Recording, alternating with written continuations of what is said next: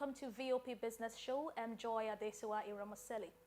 The International Monetary Fund has projected that Nigeria's economic growth will decline in 2023 and 2024 due to security issues in the oil sector.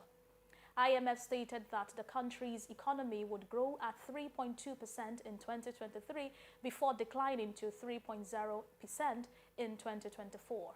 The IMF disclosed this in its latest World Economic Outlook update, tagged Near-Term Resilience Persistence Challenges July 2023 report.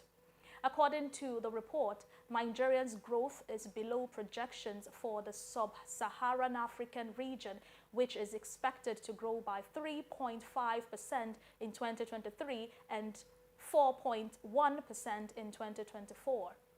Commenting on the global economy, the IMF said global growth was projected to fall from an estimated 3.5% in 2022 to 3.0% in both 2023 and 2024. It stated this while its forecast for 2023 was modestly higher than predicted in its April 2023 predictions. It remained weak by historic standards. The Central Bank of Nigeria, CBN, has increased the monetary policy rate, which measures interest rate from 18.5% to 18.75%. That's an additional rate increase of 0.25%. The MPR is the baseline interest rate in an economy. Every other interest rate used within an economy is built on it. The acting governor of CBN, Folashodun Shonubi, announced the development yesterday after the committee's meeting at the CBN headquarters in Abuja. This is the first monetary policy committee meeting since the suspension of Godwin Emefiele as the Apex Bank governor. The increase is coming at a time President Bola Tinubu is calling for interest rate to be lowered.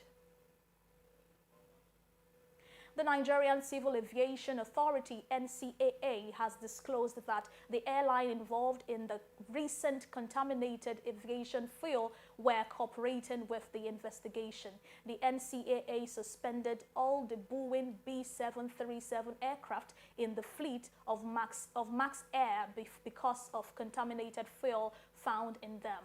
The Director of Public Affairs at NCAA, Sam Adirogboye, said they have not been to identify the fuel stations involved in the contaminated fuel. He claimed that the process of identifying the fuel stations involved in the contaminated fuel was delayed due to the loss suffered by the owner of Max Air, Dahiru Mangal, during that time. However, he said that the airline involved were cooperating with the agency and taking the required steps. According to Group Captain John Ojikutu, the former commandant of the Lagos airport, stated that airlines seem to prioritize maximizing profits over the safety of passengers. He asserted that interventions from the Regulatory Safety Authority was necessary to address the issue effectively. Ojikutu emphasized that aviation fuel marketers should be subject to the same level of regulation as clearing and ground handling service providers. He added that there were over 20 fuel marketers operating at airports. He questioned the agency that approved their operations if it was the NCAA or the Nigerian Upstream Petroleum Regulatory Commission. It said the marketers had complained about the cost but wondered what the NCAA had done about that. Ojikutu stressed that while the faults and negligence of the airlines in checking their fuel supply must be examined, equal scrutiny must be placed on the supply chain and services provided by fuel marketers. He mentioned that fuel supply to airports, particularly the Lagos airport, relied on tanker trucks since the pipeline from Musimi in Shagamu were ruptured in 1992. Ojikutu questioned who was responsible for checking those tankers before they were loaded with the Jet A1 for airport supply. He suggested that the NNPC should repair the pipelines and establish a direct link between the airport depot and the nearby Ejigbo depot, which would significantly reduce reliance on tankers. The Senate has urged the Nigerian Electricity Regulatory Commission and 11 electricity distribution companies to halt their proposed tariff increase and allow Nigerians to breathe. The Senate also urged discuss to henceforth allow Nigerian communities to recover their costs of buying electricity transformers before asking them to pay bills. It also called a halt to estimated billings by urgently supplying all electricity consumers with prepaid meters at affordable rates across the country.